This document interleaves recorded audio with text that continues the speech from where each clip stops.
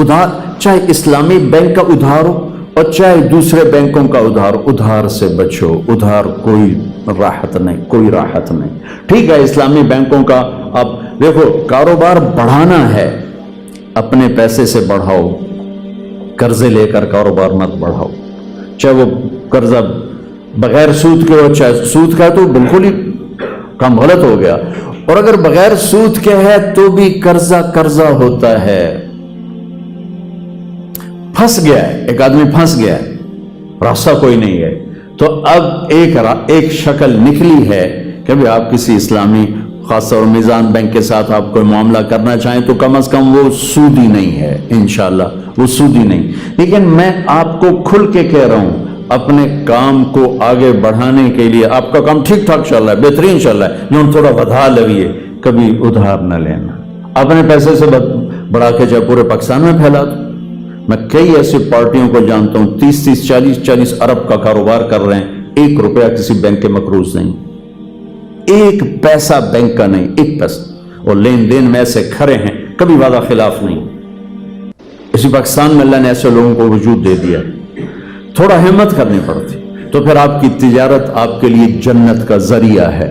من طلب الدنیا حلالا، ہماری جنت صرف مسجد میں جانے سے نہیں بنتی، آپ کو حدیث سنا رہا ہوں، ہماری جنت صرف مسجد میں نہیں ہے، ہماری جنت چیمبر آف کامرس میں بھی بن رہی، اور ہماری جنت ہمارے آفس میں بن رہی، ہمارے دفتر میں بن رہی، ہمارے 8 بازاروں میں بن رہی، ہمارے ملوں فیکٹریوں میں بن رہی۔ کب؟ من طلب الدنیا حلالا، جس نے دنیا کو کمایا حلال، تو سارے حرام نکل گئے۔ سعیاً علی اہلہ، اپنے بچوں پر خرچ کرنے کے لیے، تعطفاً علی جارہ، غریب پڑوسیوں پر خرچ کرنے کے لیے، استعفافاً عن المسئلہ، تنگ دستی سے بچنے اور سوال سے بچنے کے لیے، جس نے دنیا کو کمایا، لقی اللہ تعالی یوم القیامہ وجہہ مثل القمر لیلۃ البدر، مثل القمر لیلۃ البدر، تو قیامت کے دن وہ اللہ کی بارگاہ میں ایسے اٹھے گا کہ اس کا چہرہ 14ویں رات کے چاند کی طرح چمکتا ہوگا۔ حلال دنیا۔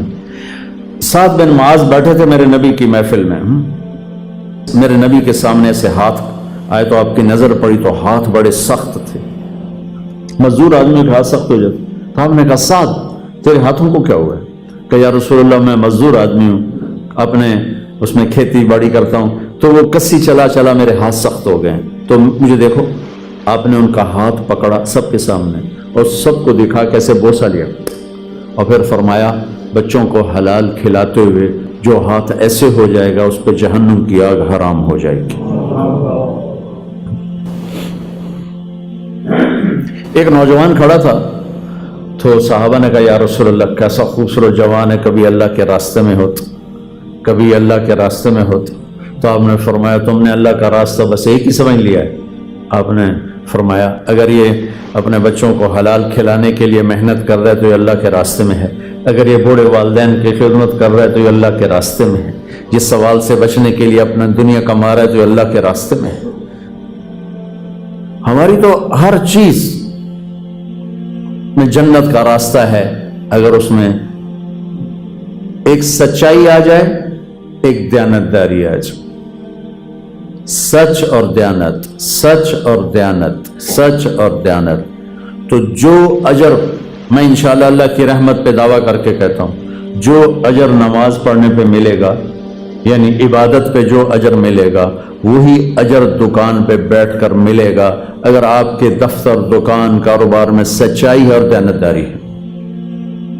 آپ کی 24 گھنٹے نماز ہے، 24 گھنٹے آپ نماز پڑھ رہے ہیں، 24 گھنٹے اپنے بازاروں سے جھوٹ نکال دیں، کھوٹ نکال دیں۔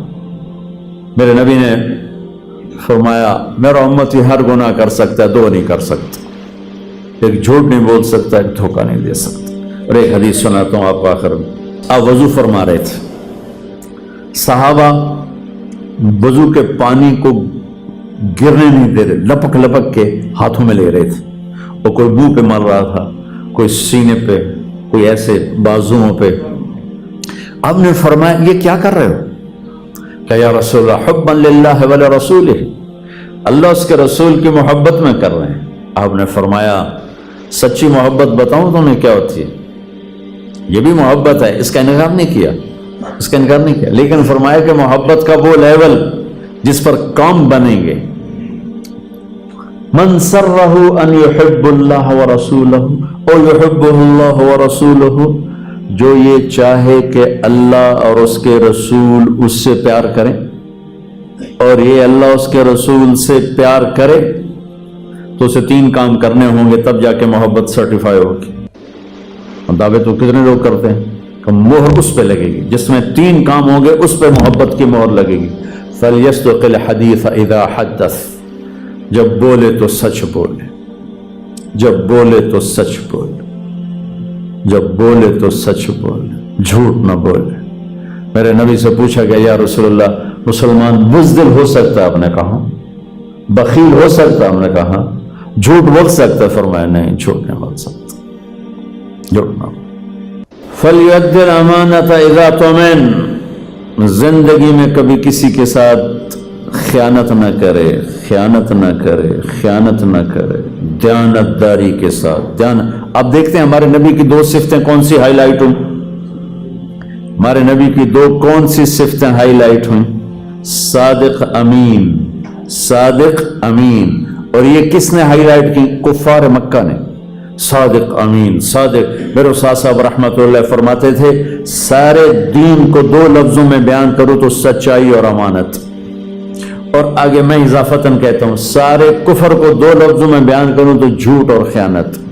سارے دنیا کا کفر جتنی شکلوں میں ہے، جھوٹ اور خیانت اس کی جڑ ہے. اور سارے دین کو بیان کروں 2 لفظوں میں تو اس کی جڑ سچائی اور امانت. یہ میرے استاد کی سنی بات ہے. اگلی بات میرا اضافہ ہے اس کو اپوزٹ سوچ کر کہ جب پورے دین کی بنیاد سچ اور امانت ہے تو پھر سارے کفر کی بنیاد جھوٹ اور خیانت اور دھوکہ. تو فَلْيَصْدُقِ الْحَدِيثَ إِذَا حَدَّثَ، اگر اللہ رسول سے سچا پیار ہے تو سچ بولے گا، جھوٹ نہیں بولے گا. دوسری نشانی فَلْيُؤَدِّ الْأَمَانَةَ إِذَا تُؤْمِنَ، کبھی امانت میں خیانت نہیں کرے گا، کبھی امانت میں خیانت نہیں کرے گا، دھوکہ نہیں دے گا، فراڈ نہیں کرے گا. میرے نبی کہ میں نے حدیث آپ کو پہلے سنا دی کہ ہر کام ہو سکتا ہے ایک مسلمان سے، جھوٹ اور دھوکہ نہیں ہو سکتا. تیسری نشانی کیا ہے؟